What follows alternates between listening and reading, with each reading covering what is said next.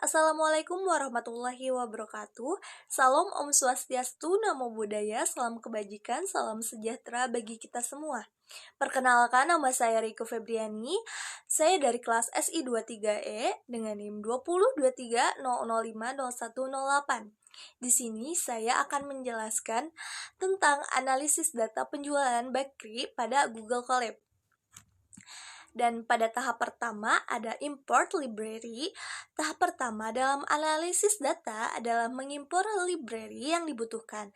Library ini berfungsi sebagai alat untuk membantu kita mengolah data dan membuat visualisasi. Misalnya, Pandas digunakan untuk mengelola data dalam bentuk tabel sehingga mudah dibaca dan dimanipulasi. NumPy membantu dalam perhitungan numerik dan operasi matematis. Untuk visualisasi, kita menggunakan Matplotlib dan Seaborn agar dapat membuat grafik yang menarik dan mudah dipahami. Selain itu, sklearn diperlukan untuk pre-processing data, melakukan clustering menggunakan K-means, serta membuat model prediksi dengan linear regression. Tujuan dari tahap ini adalah menyiapkan semua alat yang akan digunakan sepanjang proses analisis sehingga langkah-langkah berikutnya dapat berjalan dengan lancar.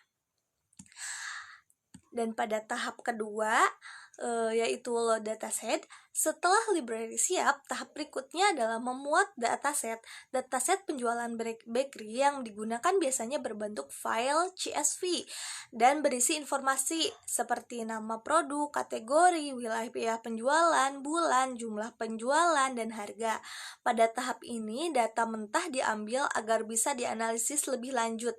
Dengan memuat dataset, kita dapat melihat secara keseluruhan isi data dan menyiapkan data tersebut untuk eksplorasi, pembersihan, dan analisis lebih lanjut.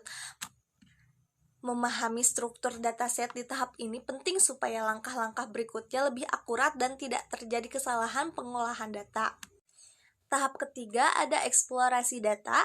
Tahap eksplorasi data atau EDA merupakan proses awal untuk memahami data secara keseluruhan. Di sini kita melihat informasi dasar dataset seperti tipe data, jumlah baris dan kolom, serta statistik deskriptif yang menunjukkan nilai minimum, maksimum, rata-rata, dan distribusi data. Selain itu, kita juga dapat membuat visualisasi sederhana seperti bar chart untuk menampilkan total penjualan per produk sehingga terlihat produk mana yang paling laku dan mana yang kurang diminati. EDA membantu kita menemukan pola, outlier, atau masalah pada data yang harus diperbaiki sebelum masuk ke tahap analisis lebih mendalam. Dan pada tahap keempat, yaitu processing data. Processing adalah tahapan penting sebelum data digunakan dalam algoritma machine learning. Di tahap ini, data kategori seperti wilayah, produk, dan kategori diubah menjadi angka menggunakan label encoding agar bisa diproses secara matematis. Kolom numerik seperti penjualan dan harga juga dilakukan standarisasi supaya memiliki skala yang sama, sehingga model tidak bisa terhadap variabel tertentu. Tahap processing bertujuan untuk membersihkan data, menyamakan format, dan memastikan data siap untuk analisis lebih lanjut seperti clustering atau prediksi. Dan pada tahap kelima ada clustering analysis.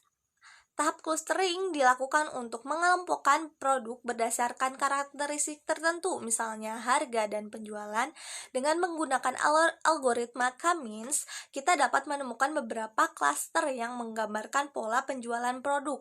Hasil cluster divisualisasikan menggunakan scatter plot dengan warna berbeda untuk setiap klaster, sehingga mudah dibedakan. Setiap klaster memiliki karakteristik berbeda. Misalnya, ada klaster produk murah tapi laku keras atau produk mahal tapi penjualannya rendah. Analisis ini memberikan wawasan tentang segmentasi produk dan membantu menentukan strategi bisnis khusus untuk masing-masing klaster.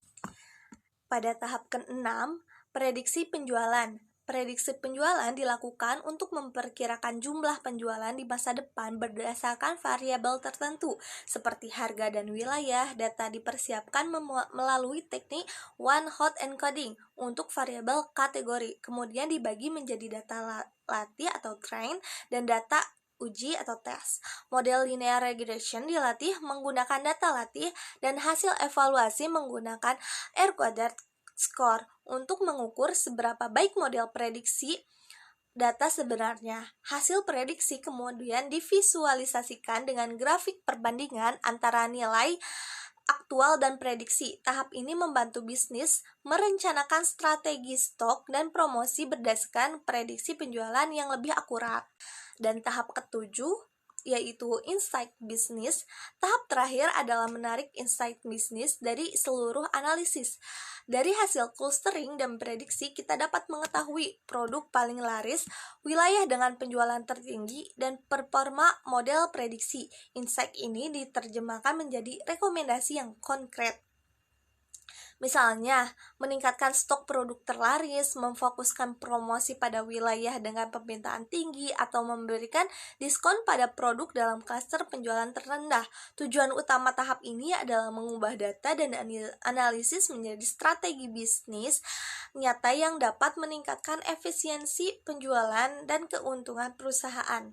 Sebelumnya, mungkin ada video codingan.